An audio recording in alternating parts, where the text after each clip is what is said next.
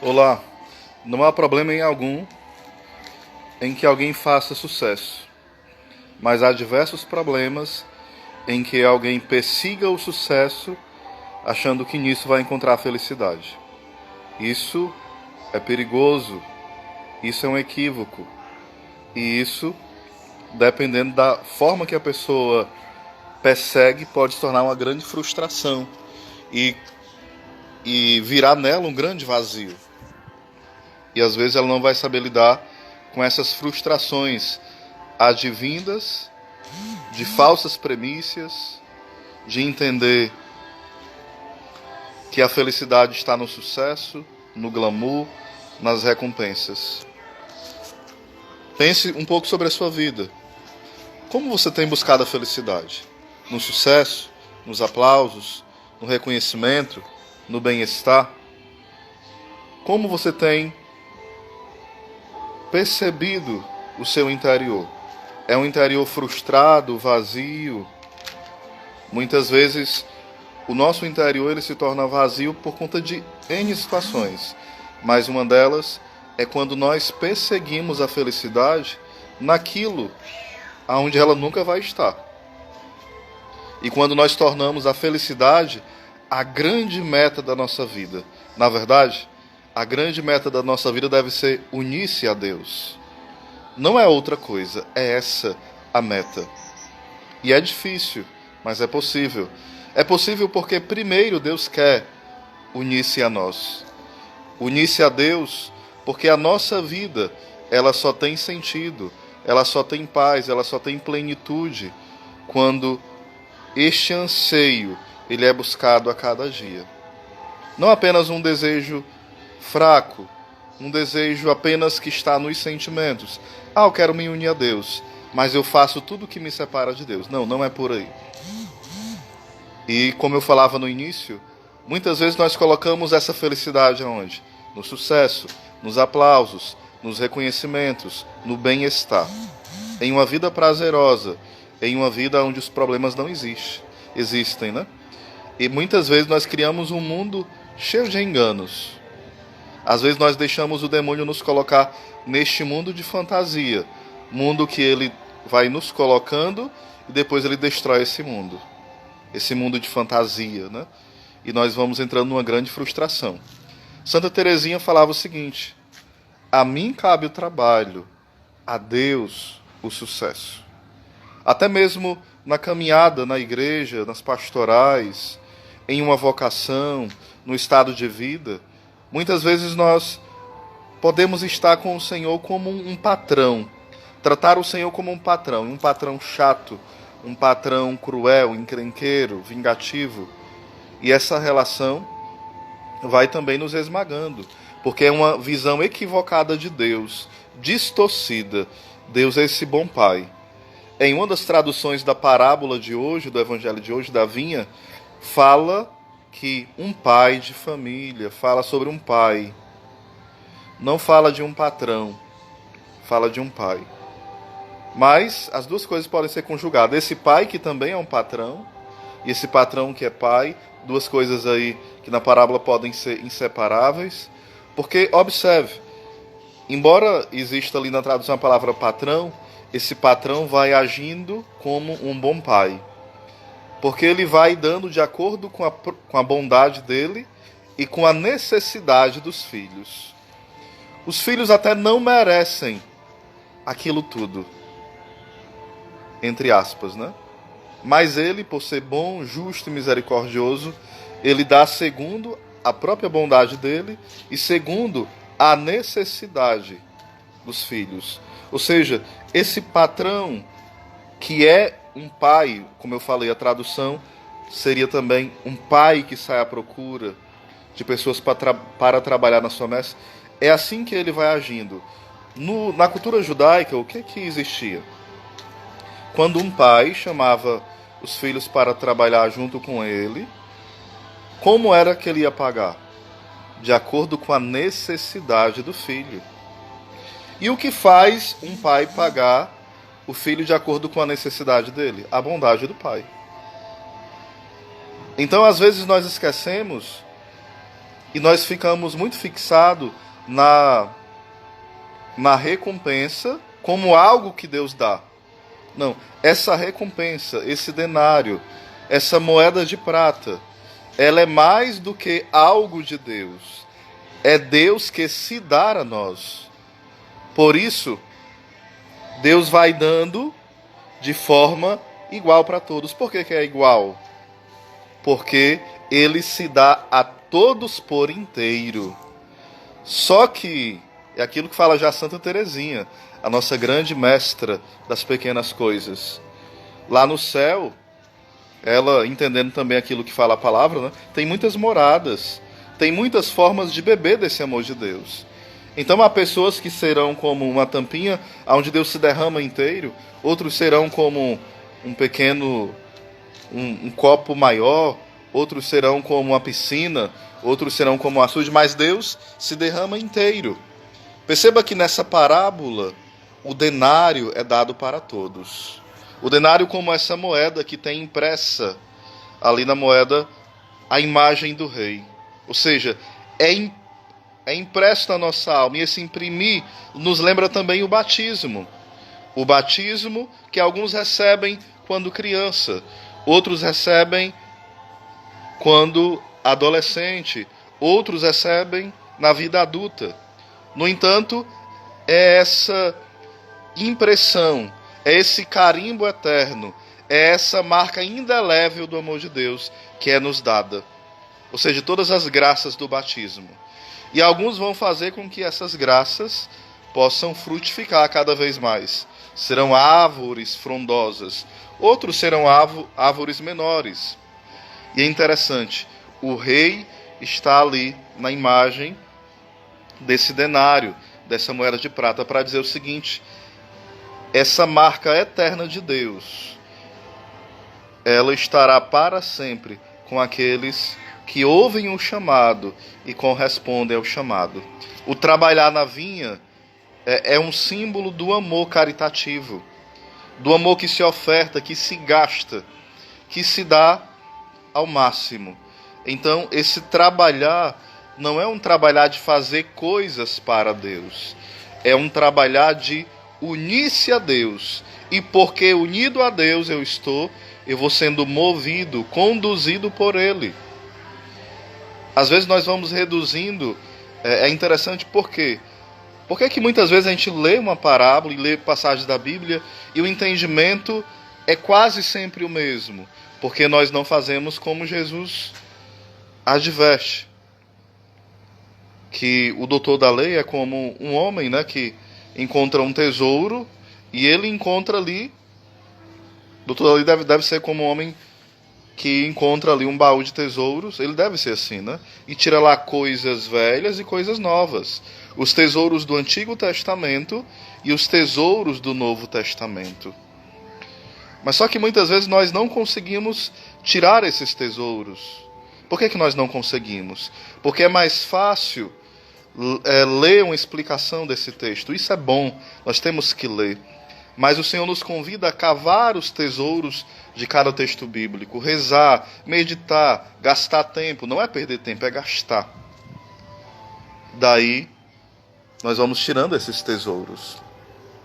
Então, meus queridos irmãos, essa palavra de hoje, ela nos anima, ela nos alegra, porque nós temos o chamado de Deus, a eleição de Deus que é irrevogável. Ou seja, Deus nos carimbou como sendo sua imagem e semelhança. E mais do que isso, Ele nos convida a participar da sua vida divina. A participar, por graça, da sua vida eterna. Muitas vezes nós esquecemos deste grande dom. Então eles não recebem somente algo de Deus. Claro, Deus nos dá as suas graças? Claro que sim. Deus nos dá os seus prêmios? Sim. As suas benécias, como diz Santa Teresa de Ávila, as suas mercês, os seus benefícios, as suas maravilhas? Sim. Mas, porém, todas essas graças de Deus, comparada com o próprio Deus, são coisas ínfimas. São coisas muito pequenas. Então, diante do Evangelho de hoje, deste tesouro que é o Evangelho, que possamos nos alegrar. Nós podemos correr a tentação ao longo da nossa vida de dizermos o seguinte: como é que pode alguém começou agora e já tem uma vida espiritual mais avançada que a minha? Aí nós estamos caindo numa grande tentação. Nós devemos, como fala São Paulo, nos alegrar com aqueles que se alegram e chorar com aqueles que choram. E muitas vezes nós não conseguimos fazer isso. Se alegrar porque alguém que está com 1 ano de caminhada, ele cresceu espiritualmente muito mais do que eu, que tenho 20 anos de caminhada, 30 anos. Deve ser para nós uma alegria. Esse evangelho também pode ser entendido quando nós olhamos para a história da salvação, para a economia da salvação, ou seja, os atos de Deus conduzindo a história humana. Ou seja, aqueles que foram primeiro chamados, né? Os patriarcas, depois os profetas, ou seja, os da primeira hora, né? O povo judeu, depois entre esse povo judeu outros dentro desse povo, os profetas, como eu falei, antes os patriarcas e por aí vai. E depois, ao longo da história, Deus vai chamando, e por último é chamada ali a igreja, na última hora. Trabalhou menos, a fadiga foi até um pouco menor, entre aspas, porque pegou ali todo o patrimônio do primeiro povo, né? Entre aspas, porque se a gente for afunilar o negócio, não é bem assim, né? 100%. Então ali também está resumido nessa parábola da vinha a história da humanidade. Os justos do Antigo Testamento receberão a recompensa de contemplar a face de Deus. Por exemplo, São Tomás de Aquino, ele diz o seguinte: eu não sei se vocês estão conseguindo me ouvir bem, porque sem querer eu deixei ali a televisão ligada nas músicas, né? Sobre Santa Teresinha. Vocês conseguem me ouvir bem? O patriarca Abraão, Jesus fala dele que, para os fariseus, dizendo o seguinte: Abraão viu o meu dia e exultou. E Santo Tomás, de forma muito profunda, diz o seguinte: o que Abraão viu? E Santo Tomás explica: Abraão, ele contemplava já antes Jesus descendo na mansão dos mortos e pegando os patriarcas e os justos do Antigo Testamento. E por isso Abraão regozijava, se alegrava, porque viu o dia do Senhor. Isso é muito belo, profundo demais. Isso casa com essa parábola. A recompensa dos justos do Antigo Testamento é Cristo. A recompensa dos mártires é Cristo. A recompensa dos santos, dos confessores, das virgens consagradas, dos casais santos, dos místicos, dos teólogos, dos padres, é Cristo. Cristo é a nossa recompensa. Nós poderemos dizer também que Cristo é essa moeda de prata. Ou seja, quando os santos padres dizem, quando o Senhor criou o homem, ele já olhava para Cristo. Como Oséias? Se Cristo ainda não era feito homem, não tinha se feito carne, nem sequer havia o pecado e coisas mais. Lembremos, Deus não se prende ao tempo. Deus não se limita. Então, sem dúvida, a Trindade já havia ali a humanidade de Cristo. Então, quando nós olhamos para o homem, quem é o homem verdadeiro? Quem é o homem verdadeiro? É aquela mulher que se parece e se assemelha mais a Cristo. Vai falar Santo Agostinho que quanto nós podemos nos assemelhar a Cristo, e quando nós não nos assemelhamos a Cristo, nós nos assemelhamos ao demônio. Então essa parábola da vinha hoje, ela vem nos fazer olhar para a história da salvação da humanidade e sermos gratos. Porque a história da salvação da humanidade faz parte da minha história pessoal de vida. Não é uma coisa separada. Como é bom louvar pela fé de Abraão. Quando nós olhamos para o livro, né, lá de Eclesiástico e outros livros, mas em especial Eclesiástico, ele vai louvando pela fé dos patriarcas. Vai louvando. É o que os judeus chamam e o que nós cristãos também chamamos de memória da fé. É o que o livro de Hebreus também vai fazer. Lembrar Abraão, lembrar Isaac, Jacó e tantos homens de Deus que passaram e disseram sim a Deus. Que trabalharam na vinha nas primeiras horas. Meus irmãos, vamos nos alegrar, porque também na nossa vida teve aquelas pessoas que trabalharam na primeira hora da vinha. E porque estavam já trabalhando na vinha, nos ajudaram a chegar nessa vinha do Senhor e trabalhar também nela.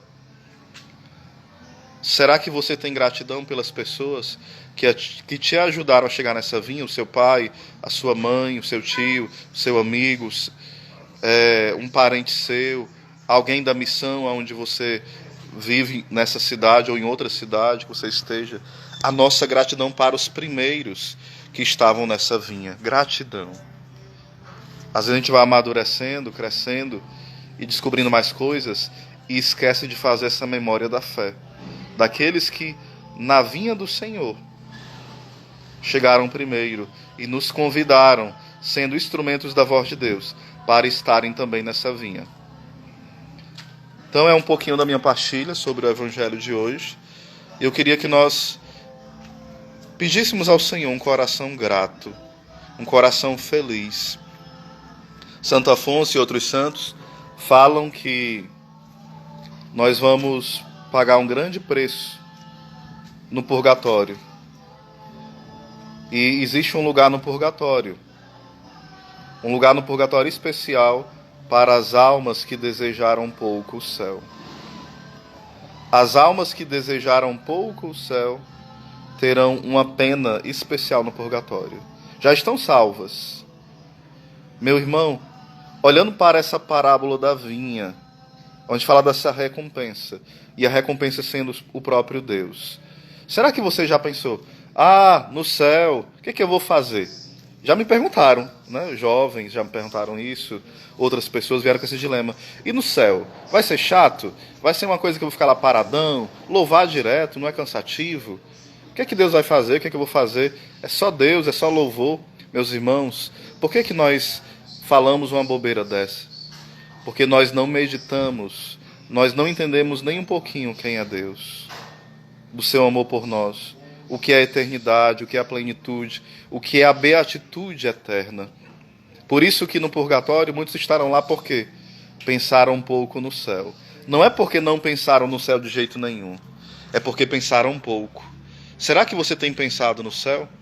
São Paulo vai falar que olho algum já viu, ouvido algum já ouviu, mente humana jamais imaginou aquilo que espera os filhos de Deus. Ele que foi, como é usado na Escritura, né, a expressão, arrebatado até o terceiro céu. E ele viu coisas maravilhosas, grandiosas, e ele não soube dizer, não conseguia dizer.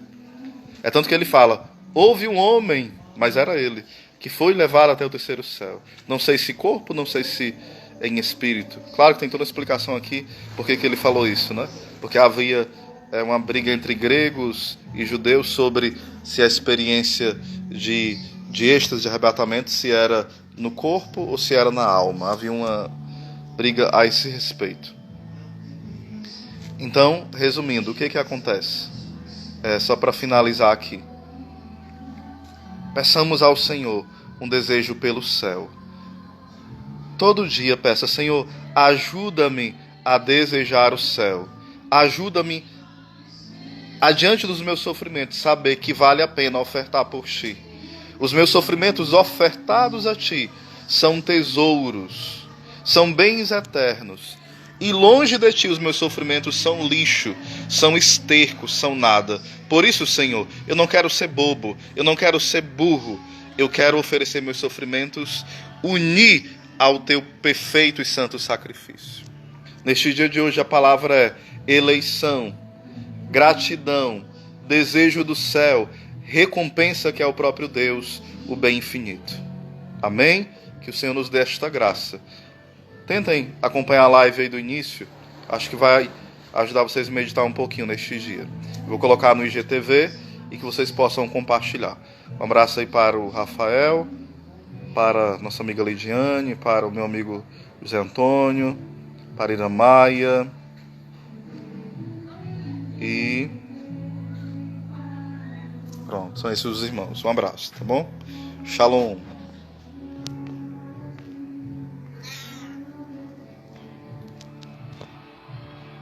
Tô dando uma olhadinha aqui na mensagem de vocês.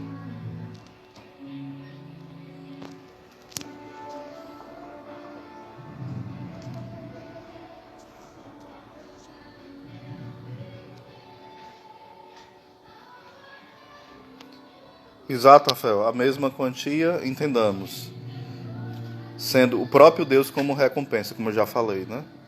Mas a forma que nós vamos viver esse bem eterno, a glória no céu, ela vai mudar de santo para santo. Quanto mais amarmos ao Senhor, quanto mais nos oferecermos a Ele em amor, em caridade, maior será a nossa glória no céu. Às vezes, mas Deus não se dá inteiro, sim. Ele se dá inteiro para todos. E todos serão plenamente felizes. Mas a forma que essa glória resplandece em cada um depende da intensidade do amor, da caridade, né? Esse é o prêmio eterno, o próprio Senhor.